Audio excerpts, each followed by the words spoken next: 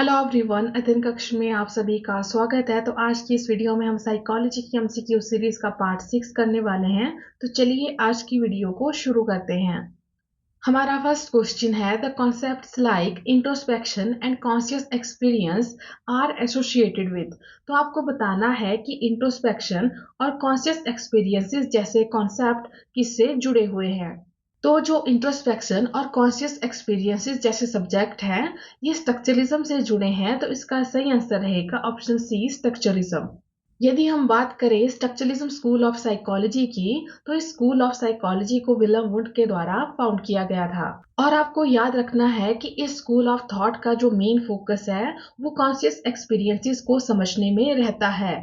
और यहाँ पर कॉन्शियस एक्सपीरियंसेस को समझने के लिए इंट्रोस्पेक्शन मेथड का इस्तेमाल किया जाता है। यदि हम बात करें इंट्रोस्पेक्शन मेथड की, तो इस मेथड को ईबी टिचनर के द्वारा प्रोपाउंड किया गया था और ये साइकोलॉजी में स्टडी का सबसे पुराना मेथड है। This is the oldest method of psychology. इसी के साथ आपको ये भी याद रखना है कि जो इंट्रोस्पेक्शन मेथड है ये सेल्फ ऑब्जर्वेशन का एक मेथड है। मतलब कि यहाँ पर जो सब्जेक्ट होता है वो खुद ही खुद को ऑब्जर्व करता है। आपको याद रखना है कि जो इंट्रोस्पेक्शन मेथड है, यहाँ पर जो सब्जेक्ट है और इन्विजिलेटर है वो दोनों सेम ही पर्सन होते हैं। इसी के साथ यदि हम यहाँ पर दिए गए और ऑप्शंस की बात करें, तो जो स्कूल ऑफ फंक्शनलिज्म है इसके फाउंडर विलियम जेम्स है और जो बिहेवियरिज्म है इसके फाउंडर जेवी वॉटसन है।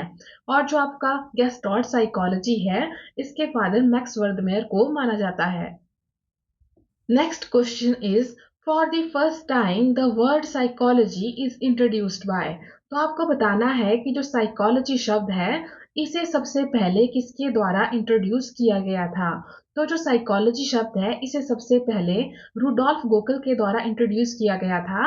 तो इसका सही आंसर रहेगा option A, Rudolf Gockel. Next question is, thought process is the main component of dash perspective. तो आपको बताना है कि जो थॉट प्रोसेस है यानी जो चिंतन प्रक्रिया है वो किस पर्सपेक्टिव का मेन कंपोनेंट है, मुख्य तत्व है। तो इस पर हम अपनी प्रीवियस वीडियोस में भी बात कर चुके हैं कि जो थॉट्स हैं वो आपके कोग्निशन से जुड़े हैं। तो इसका सही आंसर रहेगा ऑप्शन डी, कोग्निटिव। मतलब कि जो थॉट प्रोसेसेस हैं वो आपके कोग्निटिव पर्सपेक्टिव का मेन कंपोनेंट है। Next question is, the modern psycholinguistic theory was developed by. तो आपको बताना है कि जो मॉडर्न साइकोलिंग्विस्टिक थ्योरी है इसे किसने डेवलप किया है। तो इस थ्योरी को चॉम्स्की के द्वारा डेवलप किया गया है।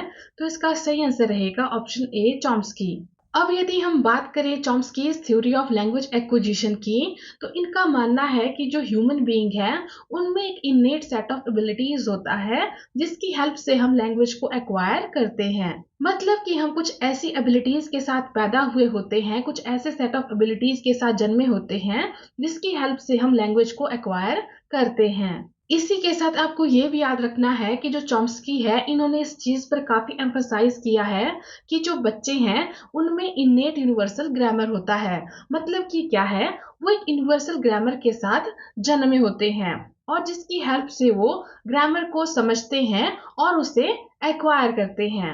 इसके अलावा आपको ये भी याद रखना है कि इन्होंने LAD यानी लैंग्वेज एक्विजिशन डिवाइस की बात की है।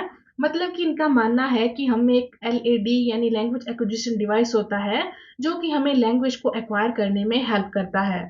तो यहाँ पर आपको दो इंपॉर्टेंट चीजें याद रखनी है कि जो चॉम्स्की हैं इन्होंने यूनिवर्सल ग्रामर की बात की है और साथ में इन्होंने बात की है लैंग्वेज एक्विजिशन डिवाइस की।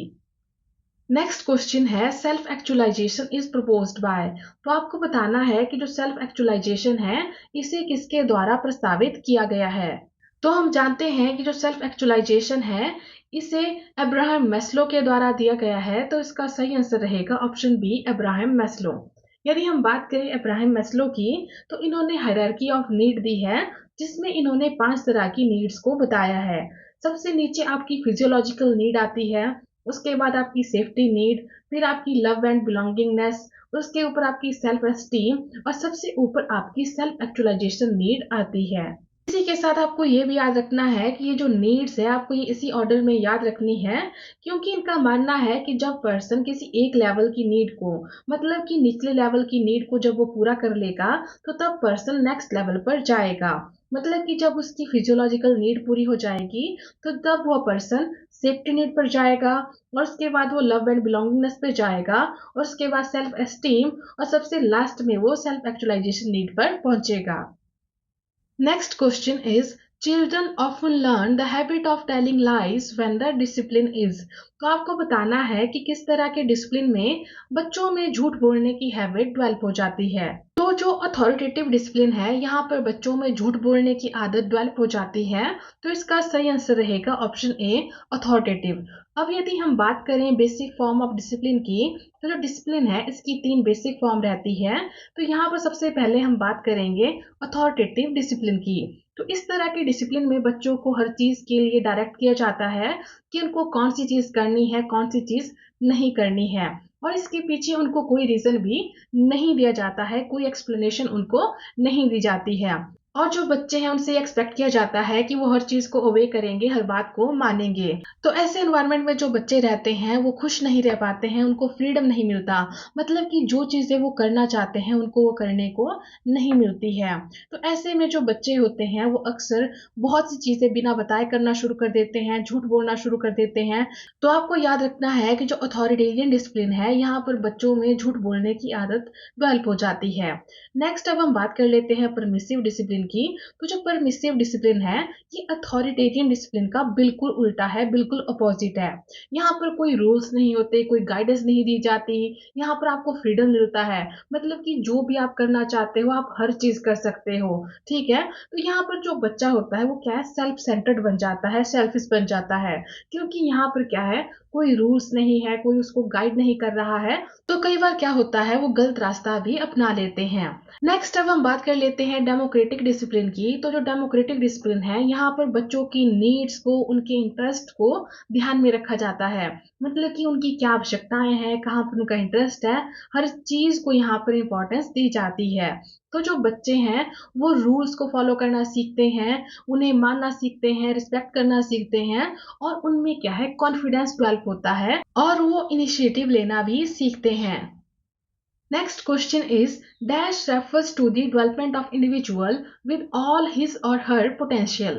तो आपको बताना है कि किसी इंडिविजुअल में जितना पोटेंशियल है, जितना उसके अंदर पोटेंशियल है, यदि उसके अनुसार, यदि उसके अनुरूप उसका विकास हुआ है, उसकी डेवलपमेंट हुई है, तो इस चीज को हम क्या कहेंगे? तो इसको हम सेल्फ एक्चुअलाइजेशन कहते हैं। तो इसका सही आंसर रहेगा ऑप्शन ए, सेल्फ एक्चुअलाइजेशन। तो आपको याद रखना है that self actualization refer to the development of individual with all his और हर पोटेंशियल। इसी के साथ आपको याद होगा कि अभी हमने बात की थी हायरार्की ऑफ नीड्स की। तो उसमें हमने बात की थी कि सबसे हाईएस्ट ऑर्डर की नीड है वो है सेल्फ एक्चुअलाइजेशन। तो जो सेल्फ एक्चुअलाइजेशन का लेवल है यहाँ पर बहुत ही कम इंडिविजुअल पहुंच पाते हैं, और यहाँ पर जो इंडिविजुअल पहुंच पाते हैं वो क्या है, अपने पूरे पोटेंशियल को हार्नेस करना चाहते हैं। तो इसका सही आंसर रहेगा option A, self actualization. Next question is, dash may be defined as a tendency to choose one activity in preference to another। तो जब भी हम किसी एक एक्टिविटी को दूसरे की अपेक्षा उसे ज्यादा प्रेफरेंस देते हैं, उसे चूज करते हैं, तो इस चीज को हम कहते हैं इंटरेस्ट। तो इसका सही आंसर रहेगा option B, interest. Next question is, Stephen Casey has suggested that intelligence consists of dash that are dash based and linked to the context। तो यदि हम बात करें स्टेफन कैसी की, तो इन्होंने bio ecological theory of intelligence दी है, जिसमें इन्होंने बात की है कि इंटेलिजेंस में मल्टीपल एबिलिटीज होती हैं जो कि बायोलॉजिकली बेस्ड हैं और ये कॉन्टेक्स्ट से जुड़ी हुई हैं। तो इसका सही आंसर रहेगा option A, that according to Stephen Ceci, intelligence consists of multiple abilities that are biologically based and linked to the context। Next question is, personal bodily knowledge and musical are intelligence of concern too। तो आपको बताना है कि personal bodily knowledge और musical intelligence किससे जुड़ी हुई हैं। तो ये सभी गार्डनर से जुड़ी हैं, तो इसका सही आंसर रहेगा ऑप्शन बी, गार्डनर। यदि हम गार्डनर की बात करें तो इन्होंने थ्योरी ऑफ मल्टीपल इंटेलिजेंस दी है, जिसमें इन्होंने इंटेलिजेंस के 8 टाइप दिए हैं।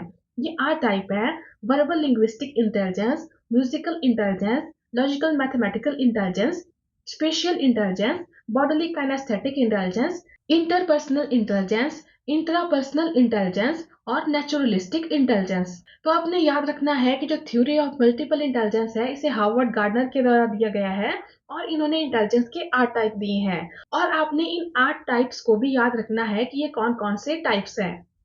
Next question is what does the basic processing mechanism play in Anderson theory. तो आपको बताना है कि एंडरसन की थ्योरी में बेसिक प्रोसेसिंग मैकेनिज्म क्या भूमिका निभाता है, क्या रोल निभाता है। तो जो बेसिक प्रोसेसिंग मैकेनिज्म है ये कोग्निटिव टास्क को एग्जीक्यूट करती है और ये थिंकिंग और प्रॉब्लम सॉल्विंग को इम्प्लीमेंट करती है और इंफॉर्मेशन प्रोसेसिंग को कंट्रोल करती है और जो भी नॉलेज है, स्किल्स हैं, उनको इंटीग्रेट करती है। तो यहाँ पर इसका सही आंसर रहेगा option C, that in Anderson theory basic processing mechanism implements thinking. Next question is in Sternberg's diarchic theory of intelligence the solution of an analogy item involve. तो आपको बताना है कि स्टर्नबर्ग की डायआर्किक थ्योरी ऑफ इंटेलिजेंस के अनुसार analogy item के solution में क्या सम्मिलित होता है, क्या इन्वॉल्व होता है। तो इसमें एनकोडिंग प्रोसेसेस और कंपैरिजन प्रोसेस होते हैं। तो इसका सही आंसर रहेगा option A, encoding processes and comparison processes. Next question is which of the following is the characteristic of Chomsky's theory. तो आपको बताना है कि इनमें से कौन सा चॉम्स्की की थ्योरी का एक कैरेक्टरिस्टिक है। तो हमने अभी बात की थी कि जो चॉम्स्की है इन्होंने बात की है इनेट यूनिवर्सल ग्रामर की। तो इसका सही आंसर रहेगा option B, that children have an innate mental grammar. Next question is failure to develop consistent identity result in. तो आपको बताना है कि जब हम एक कंसिस्टेंट आइडेंटिटी फॉर्म नहीं कर पाते हैं, हम इस टास्क को पूरा नहीं कर पाते हैं, तो इसका क्या रिजल्ट रहता है। तो इसका रिजल्ट रहता है रोल कंफ्यूजन। तो इसका सही आंसर रहेगा ऑप्शन बी, रोल कंफ्यूजन। यह question theory of psycho social development से, और हम जानते हैं कि जो theory of psycho social development है यह एरिक्सन के द्वारा दी गई है। इन्होंने डेवलपमेंट की 8 स्टेजेस दी हैं और यहाँ पर जो आपकी 5th स्टेज है आइडेंटिटी वर्सेस रोल कंफ्यूजन, यहाँ पर बच्चा 12 से 19 साल का होता है, ठीक है, मतलब कि अडोलसेंस की एज में होता है। तो यहाँ पर इसका जो मेन डेवलपमेंटल टास्क होता है वो होता है आइडेंटिटी को फॉर्म करना, और यदि वो आइडेंटिटी फॉर्म नहीं कर पाता है तो उस वजह से उसे रोल कंफ्यूजन रहता है। तो इसका सही आंसर रहेगा option B, role confusion. Next question is according to J B Watson psychology is a science of. तो आपको बताना है कि जेवी वॉटसन के अनुसार साइकोलॉजी किस चीज का विज्ञान है, साइंस है। तो इनके अनुसार जो साइकोलॉजी है it is the science of behaviour. तो इसका सही आंसर रहेगा option C, behaviour. Next question is who defined psychology as the scientific study of activities of organism in the relation to its environment। तो आपको बताना है कि मनोविज्ञान को जीव के पर्यावरण के साथ क्रियाओं के वैज्ञानिक अध्ययन के रूप में किसने परिभाषित किया। तो ये जो स्टेटमेंट है इसे वुडवर्थ के द्वारा दिया गया है। तो इसका सही आंसर रहेगा option C, Woodworth. Next question is dash intelligence test are based on pictures and sign. तो आपको बताना है कि वो कौन से इंटेलिजेंस टेस्ट हैं जो कि पिक्चर और साइंस पर आधारित हैं। तो जो आपके नॉन वर्बल इंटेलिजेंस टेस्ट हैं ये टेस्ट आपके पिक्चर्स और साइन पर आधारित रहते हैं। तो इसका सही आंसर रहेगा option B, non verbal. Next question is which psychologist constructed the first intelligence test. तो आपको बताना है कि पहला इंटेलिजेंस टेस्ट किसके द्वारा बनाया गया था। तो जो पहला इंटेलिजेंस टेस्ट है वो अल्फ्रेड बीने के द्वारा बनाया गया था। तो इसका सही आंसर रहेगा option D, Alfred Binet. Next question is Ebbinghaus had done the pioneering experiment on. तो जो एबिनॉस हैं इन्होंने सबसे पहले मेमोरी पे एक्सपेरिमेंट किए हैं। तो इसका सही आंसर रहेगा option C, memory. Next question is law of effect was coined by. तो आपको बताना है कि जो लॉ ऑफ इफेक्ट है वो किसके द्वारा दिए गए हैं। तो जो लॉ ऑफ इफेक्ट है इन्हें थॉर्नडाइक ने दिया है। तो इसका सही आंसर रहेगा ऑप्शन डी, थॉर्नडाइक। इसी के साथ आज की वीडियो में इतना ही, मिलते हैं नेक्स्ट वीडियो में। Thank you.